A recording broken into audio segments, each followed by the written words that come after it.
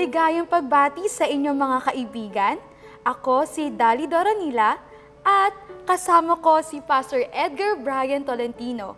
Siya ang Senior Pastor ng Adventist International Institute of Advanced Study at siya rin po ang Assistant to the Director ng Ellen G. White Estates Branch in the Philippines. Magandang araw, Pastor Bri. Magandang araw din, Dali. At magandang araw po sa lahat ng mga taga-subaybay, lalo na sa painit na nating pag-aaral sa mga sulat ni Ellen G. White.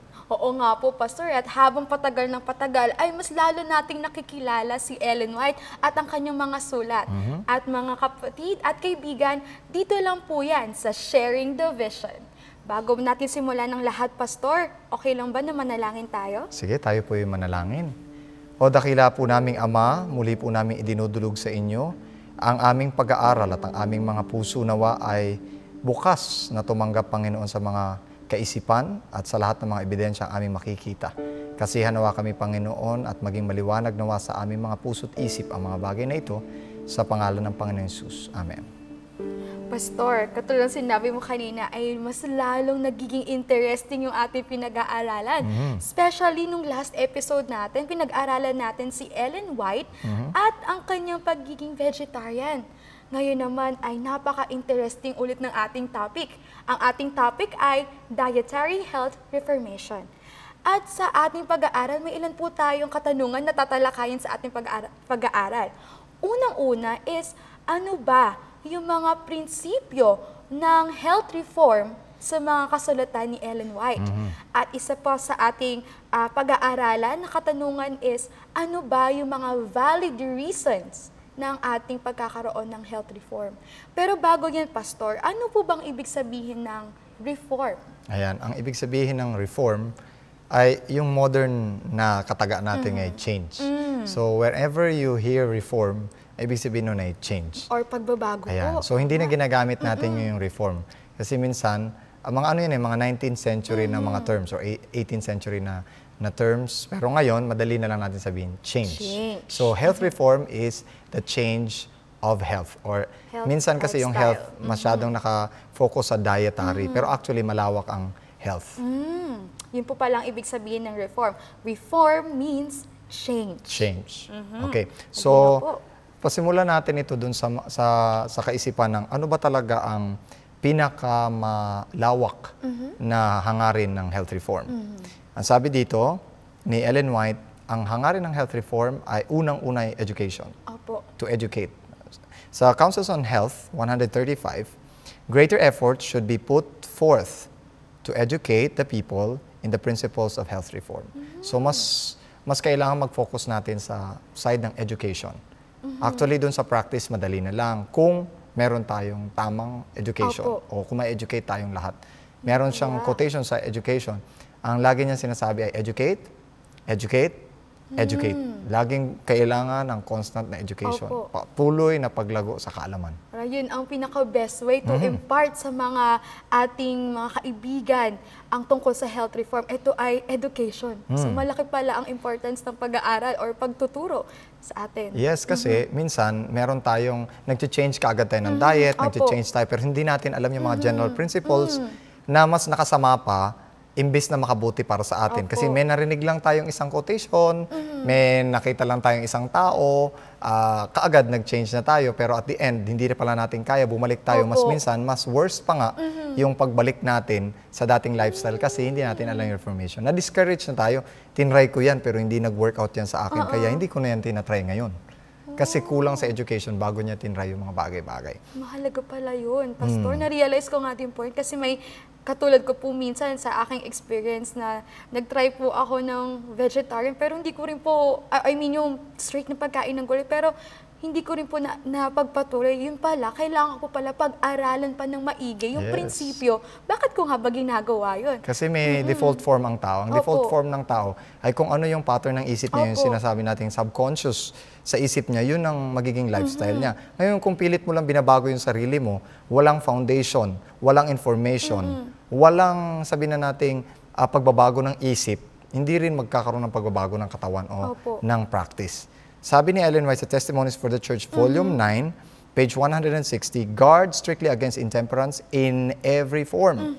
Hindi lang sa diet. Teach your children the principles of true health reform.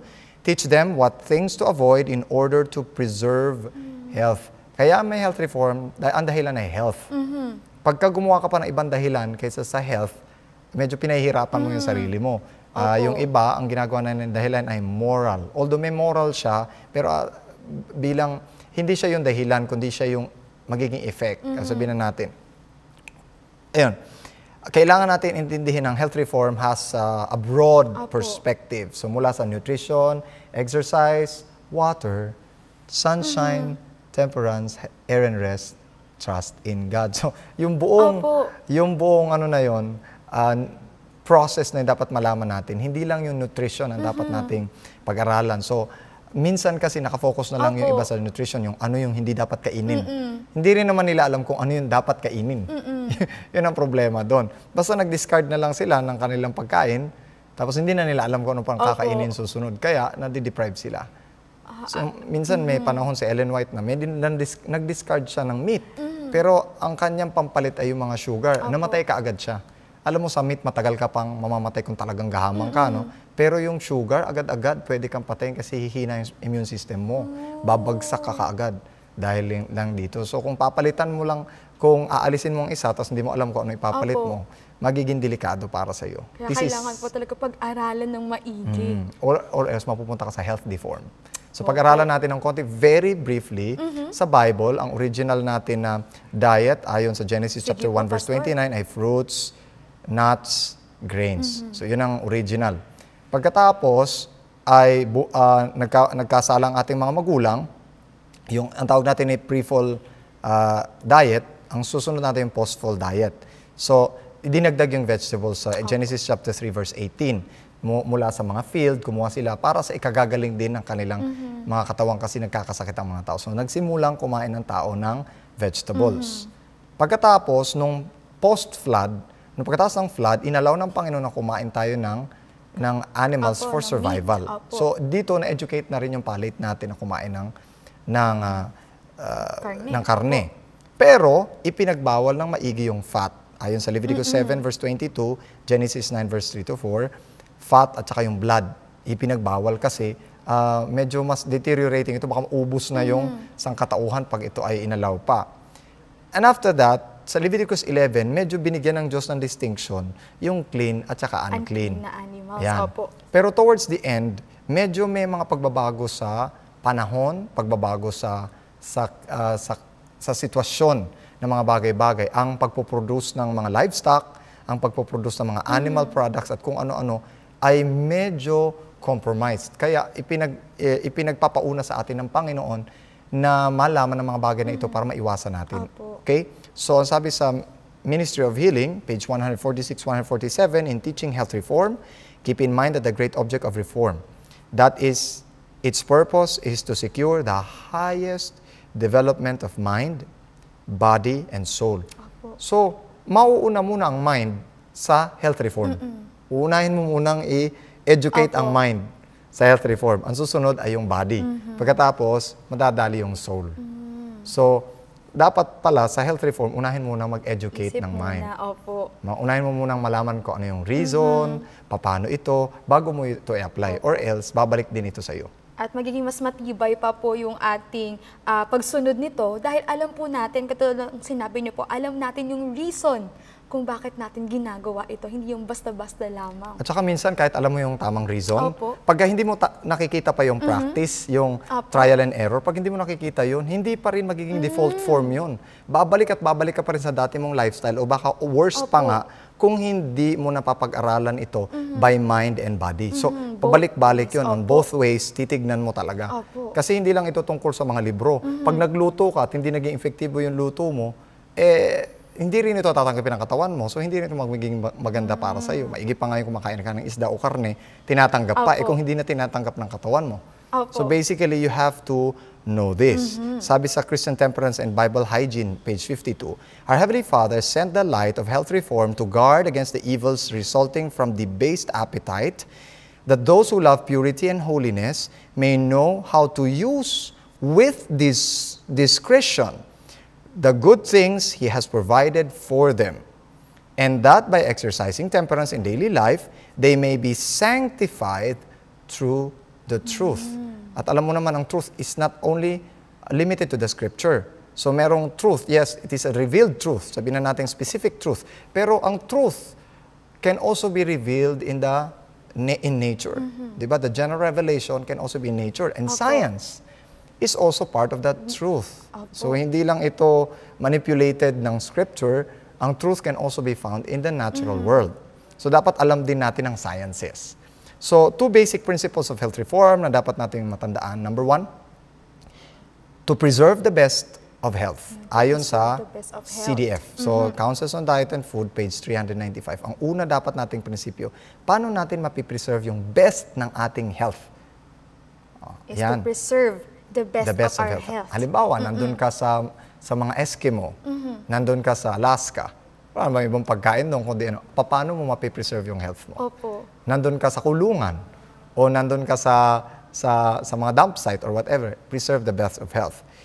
Sa Testimonies, Volume 9, 163, as I preach the gospel to the poor, I'm instructed to tell them to eat those food which is the most nourishing. So sabi niya doon sa mga mahihirap, kainin nyo yung most nourishing. Of course, you have to, kailangan mo i-consider yung capacity. Di ba? Capacity. So, number 1, no. Ang pinakamalaki, yung dalawang binanggit ko kanina ay 2 principles. Ang babanggitin ko ngayon ay yung, siguro sabihin na nating rules. Or mga rules sa pagkakaalam. Paano magkaroon ng change sa diet or reform. First, know that change is gradual. Wow. Know that change is gradual. Hindi pala ito agad-agad. Ito ay little by little. Ganon din naman tayo. Nung bang pinanganak ka, malaki ka na kaagad? Hindi po. O, di ba? Ganon din yun. A health reform, sabi ni Ellen White sa letter 331, a health reform in their habits of eating and drinking is needed, but this reform cannot be made all at once. Ilang years bago si Ellen White naging teetotaler? Parang, 31. Parang there are times na nabibigyan siya ng light, hindi po kaagad-agad na nagagawa niya po yun. Yes. Bago siya nag-discard ng fish. It took her about 40 years, di ba? So, it is gradual. The change must be made gradually. Ayon sa edukasyon mo, the more you're educated, the more you move. Kung saan yung light na meron, ipapak mo yung paa mo doon. Pag wala pa yung light doon, di mo pa maintindihan, huwag ka mag-rush. Hintayin mo at darating yun. Pero huwag ka ring hintay lang ng hintay, tapos hindi mo na hinahanap yung light, no?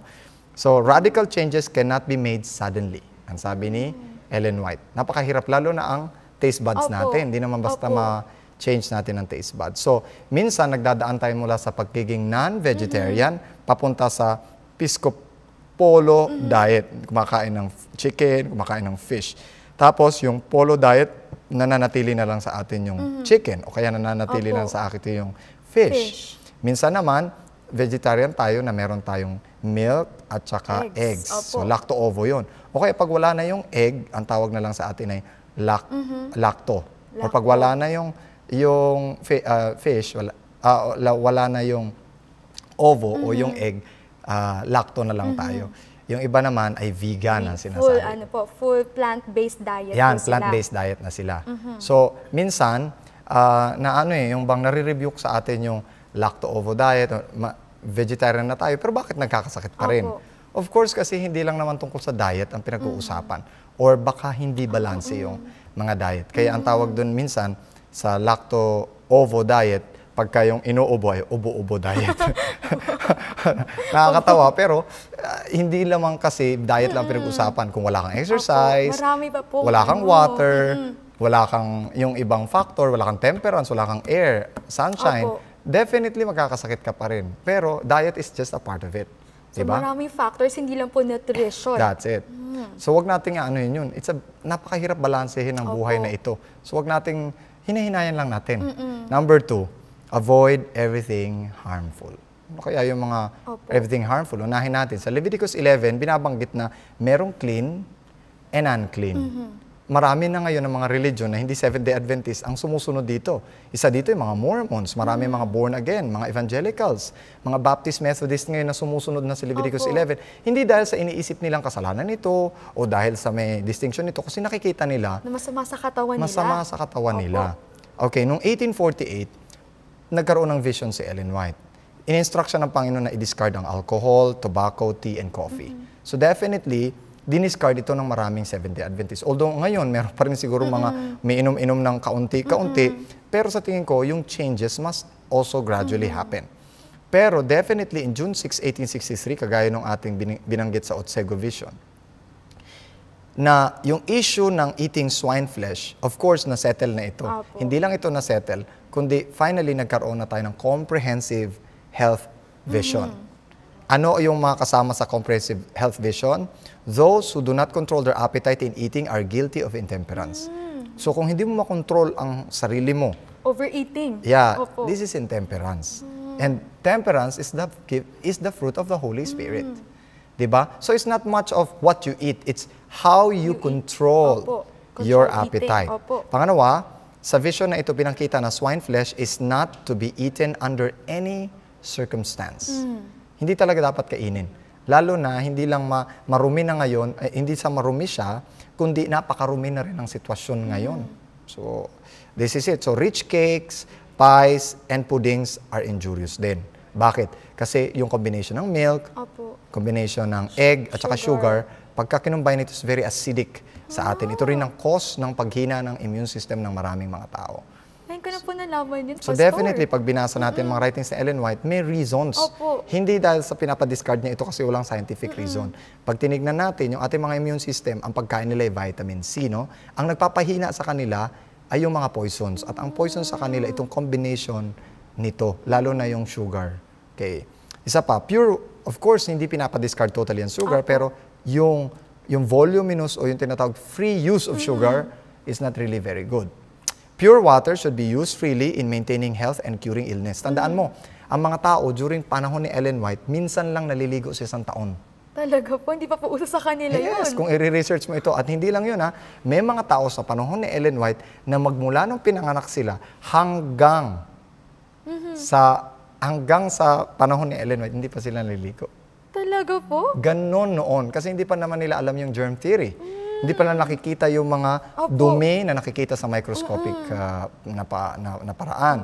So, basically, medyo modern ito sa panahon ni Ellen White na sabihin na kailangan tayo ng free use of water. So, both sa pag-inom at saka sa pagpapaligo. Okay? Hindi sanay sila na maligo. Kaya, yung sabi ni Ellen White, daily bath is healthy. Parang very strange idea yun nung panahon. Kasi hindi nga po nila ginagawa Yes. yun. Bago sa kanila. Sa atin, parang normal na sa mga Pilipino yun. Daily, siyempre maliligo ka Kasi araw-araw madumi. kasi madumi. Pero hindi. Nung panahon ni Ellen White, pag sinabi mong daily, ano ka, may problema ka. Liligo ka araw-araw, so parang ganon. Number 3, use moderately those that are healthy. Ayan. Pag healthy, hindi naman pinagbabawal, pero moderately. Fat, kailangan ba natin ng fat? Di naman po masyado natin. Kailangan, pero di naman po yung Pero kailangan sobra. talaga. Opo, pero gradual lang din po. Yes, pero kailangan pa rin natin. So, kailangan tandaan pa mo, din. pagka wala kang fat, walang babalot doon sa mga germs. At yun kasi mga germs, binabalot yun at inalalagay yun sa mga adiposes natin para hindi sila makapakontaminate sa buong katawan. In fact, kailangan din natin for burnings, kailangan natin yun para uminit ang katawan. Milk, kailangan din natin yan. Eggs, salt, sugar, and clean meat. Kailangan natin lahat yan. Pero, kailangan natin ng moderacy. Kailangan konti lang. Okay? Pakinggan mo ang sabi ni Ellen White sa Letters number 1, 1873, we have always used little milk and some sugar. So, kahit doon, kinukombine nila ito, little. This we have never denounced, either in our writings or in our preaching. So, nag-aano pa rin sila. We believe cattle will become so much disease that these things will be discarded. But that time has not yet come for sugar and milk to be wholly abolished from our tables. And during that time, wala pang masyadong kaalaman sila sa pasteurization, yung pagpapasteurize, yung pagki-cleaning ng milk. Ngayon, medyo may alam na tayo. So, mas modern tayo ngayon, mas kaya nating linisin yung mga bagay-bagay kaysa sa nung panahon nila. Pero, Siguro darating pa rin ang panahon na talagang very contaminated na hindi na natin kakayanin ito. Pero sa education na meron tayo ngayon, alam ng gobyerno kung magka-qualify ang milk sa standard o hindi, di ba? Chine-check nga po yan ng mga agencies po natin kung... Maliban na kung binabayaran underground. So, hindi natin alam yon. Kailangan natin siguraduhin. Isa pa, sabi niya sa Testimonies Volume 2, 368-69, large quantities of milk and sugar eaten together are injurious. So, injurious to. So, hindi dapat masyadong large yung quantity ng pag-ano nito kasi nagre-react to sa ating mga blood. Ang sabi niya sa Ministry of Healing, 302, far too much sugar is ordinarily used in the food. Cakes, sweet puddings, pastries, jellies, jams are active causes of indigestion. So, kaya pala na-indigest kasi hindi na nila kayanin. Hirap na yung system. Especially harmful are the custards and puddings in which milk, eggs, and sugar are the chief ingredients. The free use of milk and sugar taken together should be avoided. So, ito hindi natin alam ito noon. Pero pinakita sa kanya. Ngayon, kung titignan ito ng science, medyo may effect ito sa ating immune system. So, nasa sa atin na ito kung paano natin ito gagawin. Of course, yung kumain nito, hindi tayo pupunta sa impyerno pag kumain tayo nito. Pero alam mo kung i-epekto ito sa katawan mo at kung kailan ito mangyayari pag nasobrahan ka. Diba? Opo. At totoo nga po, na-experience ko rin din po yun minsan pag sobrang napapadama yung kain ko ng sweets, tonsillitis nga po ako kaagad. So, bakit nagkaka-tonsillitis? Kasi humihina yung immune system. Bumabagsak yung ating immune system at hindi natin makayanan. Dahil sa sobra nating pagkain nito. Yes. Kaya commonly yung mga occasions, minsan pa naman, Pastor, occasional lang naman po. Yung occasional mo, laging may occasion pa naman. Lalo na pag pastor, laging may okasyon. O di siyempre, mag-ingat din tayo. Mag-ingat din tayo. CDF, sabi niya sa CDF, those who live in new countries or in poverty-stricken districts where fruits and nuts are scarce should not be urged to exclude milk and eggs from their dietary. So yung mga hindi maka-afford ng fruits and vegetables, mga masyadong mahal, poverty-stricken, hindi dapat tanggalin yung use ng egg at saka ng milk. So nakita mo yung practicality nito. Milk, egg, and butter should not be classed with flesh meat. Hindi sila pareho ng flesh meat. Okay? In some cases, the use of eggs is beneficial. The time has not come to say that use of milk and eggs should be wholly discarded. Eh sabi nila, matagal na to, pastor eh. Ano na ngayon? Pero i-check nyo pa rin kasi ang gobyerno halos ang magsasabi kapag ka talagang hindi na. Masama na. Opo. Well, hindi ko na sasabihin ano. Pero what about fish? What does Ellen White say about fish during her time? Letters 13, 1876. Ang sabi niya, in 1876 she wrote, "We have not had particle of meat in our house since you left and long before you left. We have had salmon a few times." So kumakain siya ng salmon a few times, pero this is in 1876. At napag-usapan na natin ito. Ang sabi niya sa Councils on Diet and Food, 353, "But I wish to say that when the time comes that it is no longer safe to use milk, cream, butter, and eggs, God will reveal this." Papakita din ito ng Panginoon. Paano po kaya papakita ng Panginoon, Pastor? Well, ang isa sa masasabi ko is education. Educate, educate, educate. Researches will reveal. Ang mga researches magre-reveal nito. Eh kung hindi pa nakarating sa iyo ang research, paano mo malalamang na ipakita na sa iyo? So kung ikaw naman nakita mo na ito, di ikaw mag-act ka. Babalik kung hindi po mo tayo pa sa nakita educate. Yeah, that's it. The question is using milk and butter and eggs will work out its own problem. Problema niya na yun. Hindi natin problema, yung darating din yun. So let your moderation be known to all men. Dapat makakakitaan tayo bilang mga Kristiyano na balanse, moderate, hindi masyado extreme na restrictive, hindi rin masyadong extreme na walang pakialam or parang rebellious, parang walang pakialam. So, ayon sa American Dietary parang standard, fat sa isang araw is only 1 tablespoon a day. Milk, 1 cup a day. Eggs, 3 per week. Okay? So, i-regulate natin yon. Salt, 1 per day. 1 teaspoon per day. Sugar, 2 tablespoon per day. And clean meat, 1 matchbox 3 times a week. 1 matchbox? Oo. ang liit lang po ng matchbox At least, di ba? At least nalaman natin, Opo. galing yun sa American Dietary Studies na po ang Association. nagsasabi sa atin. Yung gobyerno na mismo ang nagsasabi Opo. sa atin, hindi lang ba studies, ito yun mismong kanilang Opo, gobyerno yung research nagsasabi. po nila. Number 4 na principle, do not make yourself a criterion for others. Huwag kang pa Superman effect na ikaw yung, ako talaga ito, kayo, dapat sumunod kayo sa akin, di ganun. Sabi ni Ellen White sa Letters 127, I do not hold myself up a criterion for others. I leave each one to follow his own ideas as to what is best for him. Sino ba nakakaalam ng the best para sa'yo? Ako ba? Hindi po, kundi sarili na lang din po ang That's nakakaalam. it. Ng At para meron sa'yo. bang may Opo. pinakamataas na concern sa sarili mo kundi ikaw? Opo. So that's it. Sarili na lang din. Kasi katawan niyo po ito. Yes, at kahit pagsabihan kita, kung hindi mo nakikitang yun ay mahalaga para sa iyo, hindi rin mangyayari. So ang reformation does not happen for others. It happens for yourself. It starts from myself. Yourself. Change starts from me. Ayan. So I bind no one else conscience by my own. Actually, nasa Bible din ito. Babasahin ko mamaya. I have never felt that it was my duty to make sweeping assertions. What I have said under a sense of duty. But I have been guarded in my statements because I did not want to give an occasion for anyone to be conscience for another. Ayoko maging conscience for another. I do not hold myself as a criterion for others. Number 5, malapit na tayo matapos. Motivate, do not present a set of rules. Ang sabi ni Ellen White, educate, educate, educate. Yun ang word niya sa Councils for Health 449. And in teaching health reform, in all other gospel work, we are to meet the people where they are. Until you can teach them how to prepare health reform foods that are palatable, nourishing, and yet inexpensive, we are not at liberty to present the most advanced proposition regarding health reform. Turuan mo na lang sila magluto. Hanggat hindi sila natutong magluto, huwag kang mag-insist. Gusto ko po yung sinabi niyo, Pastor, na turuan muna natin sila, i-educate muna natin sila.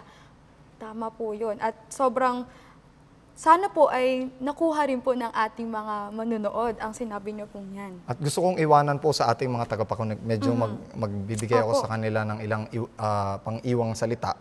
Ayon po sa Romans chapter 14 verse 1 and 3, accept him whose faith is weak. Without passing judgment on disputable matters. The one who does not eat everything must not condemn the man who does. So hindi rin natin pwedeng i-condemn yung mga kumakain. At yung mga hindi kumakain, hindi rin. Dapat ay magmahalan yung dalawa. Magkaintindihan po sila. Ako, Pastor Bray, maraming salamat po sa ating pinag-aralan. I'm sure natuto din po ang ating mga manunood tungkol sa ating pag-aaral tungkol sa principles of health reform. At Pastor, tamang-tama po, dapat po natin ipanalangin ito dahil hindi po biro ang ganitong kaalaman na natutunan po natin ngayon at na gusto po natin na imabahagi po sa ating manonood na ma-apply rin po nila ito sa kanilang pamumuhay. Sige po. Tayo manalangin, dakila po naming Diyos. Ngayon nalaman po namin, Panginoon, ang pagiging balanse sa kaisipan patungkol sa health change at health reform. Hiniling po namin, Panginoon, na may-apply po namin ito, maging determinado kaming ma-educate, Panginoon, upang magawa namin ito at maging ehemplo sa iba. Sa pangalan ng Panginoon Hesus. Amen. Mga kaibigan, salamat po na patuloy niyo pong sinusubaybayan ang ating programa. I hope na marami po kayo natututunan. Kaya po, bago po nating tapusin ang ating pag-aaral, gusto ko po ulit mag-iwan sa inyo ng isang mensahe na sinabi po sa atin ni Ellen White, that we should not fear the future unless we forget how God has led us from the past. Ito po uli si Dolly Doranila at kasama ko po si Pastor Brian at ito po ang Sharing the Vision.